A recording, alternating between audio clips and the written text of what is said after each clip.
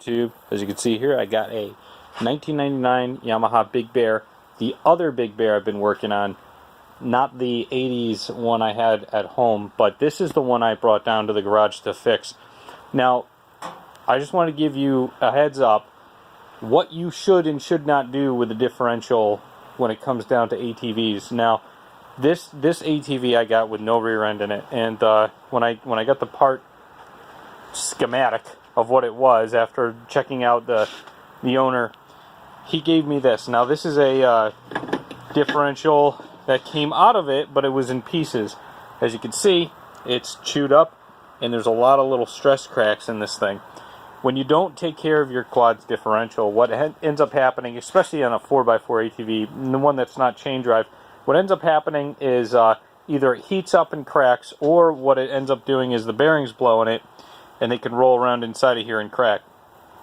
This one, I'm not exactly sure what happened, but the bearings were all out of the machine. As you can see, this is the parts bin I got, and here's the new bearings. The old bearings are right here.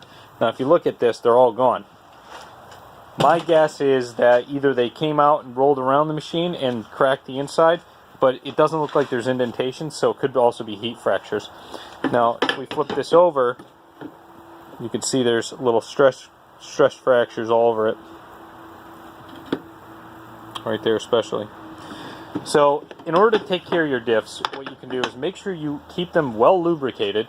Also, if you notice that the bearings are a little shaky in the rear, or if you feel a little bit of play in the rear, make sure you take it out and just fix it. Now, this particular case, it looks like it was done by these huge spacers. Now, although these might feel cool on an ATV, what you actually end up doing is you're putting more stress on the ATV's axle when it pulls left and right. Also, when you hit rocks and when you turn especially, that's where it puts the most amount of stress on it. Now, the fronts also have spacers on it. I'm going to be removing these. You can see them, they're very small, but they are here. I'm going to be removing these spacers, and I'm going to be taking them out and making this ATV stock again. Please do not put those spacers on unless you're well aware of the repercussions to bearings on the rear ends of quads when you do, especially when they're so wide in the rear and not so wide in the front. What it ends up doing is creating a much wider area, so when you turn, it puts a lot of stress on the rear. Now, what I ended up having to do is getting a new differential from a motorsport company.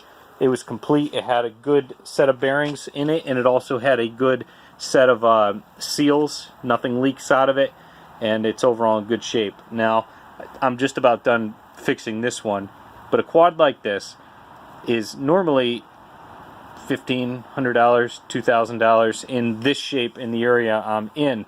This quad that I picked up was only $500. Now, the reason why is because of that issue with the rear.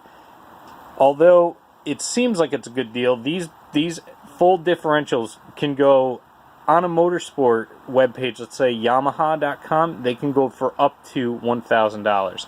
So keep aware that when you're going to buy a repair or buy and repair a quad, they could cost a lot more than you expect unless you know what you're getting into.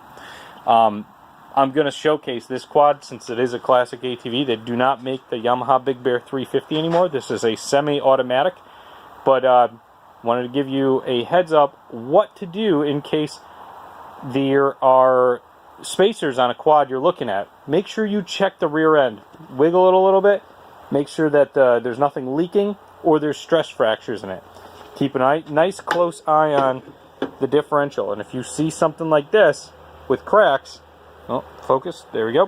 When you see something like that with cracks, give it another look over, make sure there's nothing leaking out of it, and then keep the seller aware of what is happening. Don't be mean about it though, I'll tell you that much. Now, the reason why I picked up this quad mainly is because there's no leaks on the motor.